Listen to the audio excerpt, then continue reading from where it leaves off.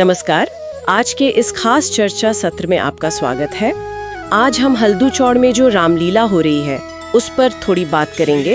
हमारे पास एक समाचार रिपोर्ट है जो इसके आध्यात्मिक और सांस्कृतिक पहलू पर ध्यान देती है। हमारा मकसद है कि इस रिपोर्ट के जरिए समझें कि ये रामलीला सिर्फ एक नाटक क्यों नहीं है, मतलब स्थानीय लोगों के लिए, उनकी आस्था के लिए इसका क्या मतलब है। तो चलिए जरा गहराई से देखते हैं इसे। हाँ बिल्कुल, और ये जानना दिलचस्प होगा कि कैसे एक पारंपरिक चीज आज भी लोगों को इमोशनली और स्पिरिचुअली जोड़ती है। जो रिपोर्ट हमारे पास है वो खास तौर पर हल्दू चौड़ रामलीला के 8वें दिन पर फोकस्ड है ना? तो वहीं से शुरू करते हैं। बिल्कुल। रिपोर्ट बताती है कि 8वें दिन मंच वाली जगह पर काफी श्रद्धा और भक्ति का माहौल था, और उस दिन का जो मेन एपिसोड था वो था सीता खोज। रामायण का बहुत ही इमोशनल हिस्सा है ये। सही कहा आपने। सीता खोज ये कथा का एक ऐसा पॉइंट है जहाँ मतलब दुख और वो बिछोह वियोग वो अपने पीक पर होता है। रिपोर्ट में ये खास तौर पर लिखा है कि मंच पर एक्टर्स ने जो श्री राम और लक्ष्मण का दर्द दिखाया, वो वियोग, वो इतना असरदार था कि उसे देखकर ऑडियंस की आंखें नम हो गई। ये सिर्फ एक्टिंग की बात नहीं है, ये वो दर्द दर्शकों तक पहुंचाने की काबिलियत है। ये बात तो है, दर्शकों का इस तरह इमोशनल हो जाना। क्या ये सिर्फ अच्छी एक्टिंग का कमाल है, या इसमें कहानी की अपनी ताकत और लोगों का जो पहले से जुड़ाव है, आस्था है, उसका भी बड़ा हाथ है? क्योंकि राम कथा तो सबके मन में बसी है। बहुत अच्छा सवाल है ये। मेरे ख्याल से तो ये दोनों का मिक्सचर है। बेशक एक्टर्स का जो लाइव परफॉर्मेंस है वो भावनाओं को जगाने में बहुत जरूरी है। जब दर्शक पात्रों का दर्द उनके चेहरे पे आवाज में महसूस करते हैं तो कनेक्शन बनता है। लेकिन साथ ही राम कथा हमारे यहाँ इतनी गहरी बसी हुई है कि पात्रों का दुख कहीं ना कहीं दर्शकों की अपनी भावनाओं को भी छू जाता है। सीता वियोग सिर्फ राम का दुख नहीं रहता, फिर वो देखने वालों के लिए भी एक इमोशनल एक्सपीरियंस बन जाता है। सही। यही तो लोक नाट्य की ताकत है। दर्शक सिर्फ देखता नहीं, वो हिस्सा बन जाता है। और फिर इसी इमोशनल माहौल के ठीक बाद रिपोर्ट के हिसाब से स्टेज पर एक बड़ा चेंज आया। सीता खोज के बाद पवन पुत्र हनुमान का विराट रूप दिखाया गया और अशोक वाटिका से लंका दर्शन का सीन। यहाँ दर्शकों का रिएक्शन बिल्कुल अलग था। पहले जहाँ आंखें नम थीं, वहीं अब यहाँ जज्बात एकदम पलट जाते हैं। करुण रस से सीधा वीर रस और भक्ति रस। बड़ा तेज बदलाव है ये। रिपोर्ट कहती है कि हनुमान का वो विशाल रूप और उनके पराक्रम वाला सीन इतना जानदार था, इतना एनर्जेटिक कि पूरा पंडाल जय श्री राम के नारों से गूंज उठा। वाह, ये ड्रामे का कमाल है। दुख और निराशा के बाद अचानक उम्मीद, ताकत और भक्ति का माहौल। पहले आंसू फिर जयकारे। एक ही शाम में इमोशंस का ऐसा उतार चढ़ाव, ये दिखाता है कि रामलीला कितनी मल्टी डायमेंशनल है। सिर्फ कहानी नहीं बल्कि इंसानी जज्बातों का पूरा स्पेक्ट्रम है। हनुमान का समुद्र लांघना, लंका में जाना, ये तो कहानी के सबसे थ्रिलिंग मोमेंट्स में से हैं। बिल्कुल। और ये दर्शकों पर हनुमान के कैरेक्टर का जो गहरा असर है उसे भी दिखाता है। हनुमान शक्ति के प्रतीक है, भक्ति, वफादारी और मतलब इम्पॉसिबल को पॉसिबल करने वाले सेवक। उनका वो विराट रूप लेना, समुद्र पार करना, ये चमत्कार जैसे काम दर्शकों में सिर्फ धार्मिक भावना नहीं जगाते, बल्कि एक तरह का जोश भर देते हैं। हाँ, एक उत्साह सा। वो जय श्री राम के नारे उस वक्त सिर्फ धार्मिक नारे नहीं होते, वो उस कलेक्टिव एनर्जी, उस जीत की उम्मीद और उस रोमांच को दिखाते हैं जिसे सब एक साथ महसूस कर रहे होते हैं। ये पर्सनल एक्सपीरियंस से ऊपर उठ के एक कम्युनिटी फीलिंग बन जाती है। अब आते हैं दर्शकों के अपने अनुभव पर। रिपोर्ट में एक बहुत इंटरेस्टिंग बात लिखी है कि वहाँ जो दर्शक थे, गांव वाले, भक्त, शहर से आए लोग भी, उन्होंने जब अपना एक्सपीरियंस बताया तो कई ने कहा कि उन्हें ऐसा लगा जैसे वो खुद त्रेता युग की घटनाएं अपनी आंखों से देख रहे हो। हाँ, रामायण के जमाने की। जी, ये पॉइंट बहुत जरूरी है। इस पर थोड़ा और सोचना चाहिए। ये रामलीला को सिर्फ एक नाटक या एंटरटेनमेंट प्रोग्राम से कहीं ज्यादा ऊंचा दर्जा देता है। ये एक तरह का क्या कहते हैं, इमर्सिव एक्सपीरियंस है, तल्लीन हो जाने वाला अनुभव। दर्शक को ये लग रहा है या महसूस हो रहा है कि वो टाइम में पीछे चले गए हैं और हजारों साल पहले हुई घटनाओं के गवाह बन रहे हैं। हाँ, यही मैं सोच रही थी।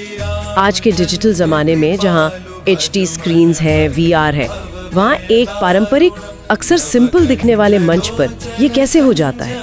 क्या ये सिर्फ कहानी की ताकत है? कहानी की ताकत तो है ही, लेकिन इसमें और भी चीजें मदद करती हैं। रिपोर्ट में सजीव मंचन की बात हुई है, मतलब माहौल, शायद पारंपरिक म्यूजिक, कॉस्ट्यूम्स, डायलॉग डिलीवरी का तरीका और सबसे जरूरी दर्शकों का वो कलेक्टिव भरोसा, ये सब मिलकर एक ऐसा माहौल बनाते हैं जहां सच और नाटक के बीच की लाइन धुंधली हो जाती है। अच्छा।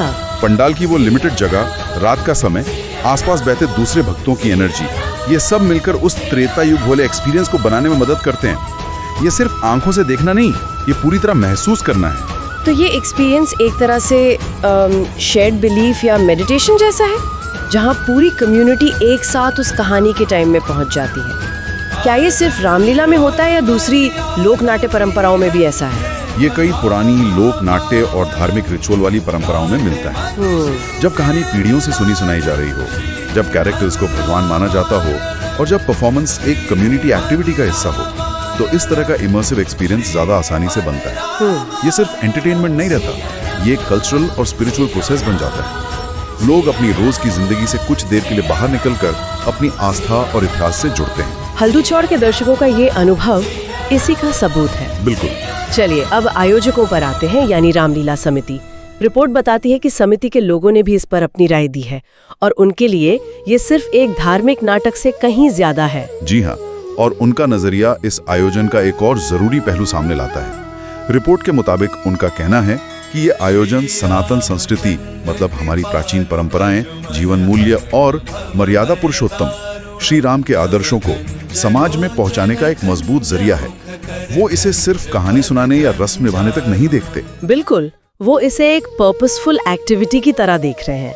खास तौर पे रिपोर्ट में ये मेंशन है कि समिति मानती है कि रामलीला बच्चों और युवाओं को धर्म, सत्य और अच्छे आचरण के रास्ते पर चलने की प्रेरणा देती है। यानी इसका एक नैतिक, एक एजुकेशनल पहलू भी है। ये बहुत सोचने वाली बात है। समिति इसे एक्टिवली अगली पीढ़ी के कैरेक्टर बिल्डिंग के टूल की तरह देख रही है। श्री राम की जीवन की घटनाएं, उनका त्याग, उनकी ड्यूटी, सच के लिए उनका कमिटमेंट, इनको स्टेज पर दिखाकर वो युवाओं के सामने एक आइडियल रख रहे हैं। यहाँ एक इंटरेस्टिंग बात है, दर्शक जहाँ इमोशंस और त्रेता युग में होने का अनुभव कर रहे हैं, वहीं आयोजक इसे सीधे सीधे मॉरल एजुकेशन और कल्चरल वैल्यूज फैलाने का जरिया मान रहे हैं। तो क्या इसका मतलब ये है कि दर्शक और आयोजक दोनों एक ही चीज को अलग अलग एंगल से देख रहे हैं, या ये दोनों मकसद एक दूसरे को सपोर्ट करते हैं उस कहानी से जुड़ने के लिए जो उनके दिल में है? समिति का लक्ष्य ज्यादा सोचा समझा है, मूल्यों का प्रसार, लेकिन अक्सर होता यह है कि इमोशनल कनेक्शन ही नैतिक शिक्षा का सबसे असरदार तरीका बन जाता है। हाँ, ये बात तो है। जब दर्शक राम के दुख में दुखी होते हैं, हनुमान के पराक्रम पर जोश में आते हैं, तो वो अनजाने में ही उन कैरेक्टर से जुड़े मूल्यों को भी अपना रहे होते हैं। तो भले ही प्रायोरिटी अलग लगे, नतीजा अक्सर एक ही दिशा में जाता है। हाँ, ये जरूर है कि इस तरह आर्ट के जरिए मॉरल एजुकेशन देना आज के समय में एक चैलेंज भी है। मैसेज को उपदेश जैसा बनाए बिना असरदार तरीके से पहुंचाना होता है। ये एक अहम पॉइंट है। अब रिपोर्ट के आखिरी हिस्से पर आते हैं। इसमें आने वाले दिनों के मंचन का जिक्र है। बताया गया है कि जल्द ही लंका विजय और राम राज्याभिषेक जैसे अहम और खुशी वाले प्रसंग दिखाए जाने हैं और इनकी तैयारी पूरे भक्तिपूर्ण जोश के साथ चल रही है। ये जानकारी दिखाती है कि ये रामलीला एक लगातार चलने वाला लाइव इवेंट है जो कहानी के जरूरी पड़ावों को एक एक करके दर्शकों के सामने आएगा।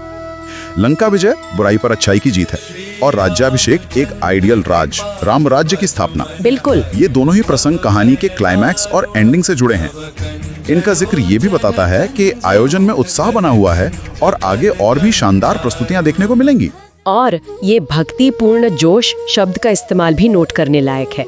ये दिखाता है कि समिति, कलाकार और शायद पूरी कम्युनिटी इस आयोजन को सिर्फ एक ड्यूटी या काम की तरह नहीं कर रही हैं। इसमें गहरी श्रद्धा और उत्साह शामिल है। शायद यही डिवोशन उस सजीवता का सोर्स है जिसे दर्शक महसूस कर रहे हैं। निश्चित रूप से जब किसी काम में, खासकर आर्ट या धार्मिक आयोजन में भक्ति और जोश जुड़ जाता है तो उसका असर कई गुना बढ़ जाता है। ये फिर सिर्फ टेक्निकल स्किल या अच्छी एक्टिंग का मामला नहीं रहता। इसमें एक रूहानी एनर्जी जुड़ जाती है जो सीधे दर्शकों के दिलों तक पहुंचती है।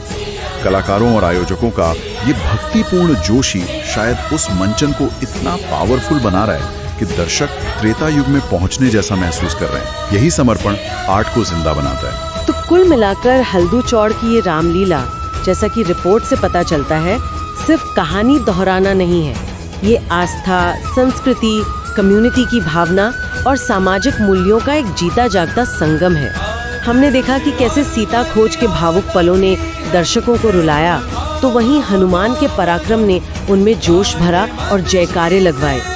ये इमोशंस की एक पूरी जर्नी है। बिल्कुल। ये आयोजन इस बात का सबूत है कि हमारी पारंपरिक कथाएं और उनको पेश करने के तरीके आज भी कितने रेलेवेंट और पावरफुल हैं। जी वे न सिर्फ लोगों को इमोशनली जोड़ते हैं बल्कि उन्हें इंस्पायर भी करते हैं। जी समिति का नजरिया, जैसा रिपोर्ट ने बताया, इसे एंटरटेनमेंट से ऊपर उठाकर कल्चरल हेरिटेज को बचाने और अगली पीढ़ी को नैतिक दिशा देने की एक अहम कोशिश बनाता है। और दर्शकों का वो त्रेता युग वाला अनुभव इस कोशिश की कामयाबी का एक इंडिकेटर माना जा सकता है। हाँ, कह सकते हैं। तो इस पूरी बातचीत से एक सवाल मन में आता है जिस पर शायद हम सब सोच सकते हैं।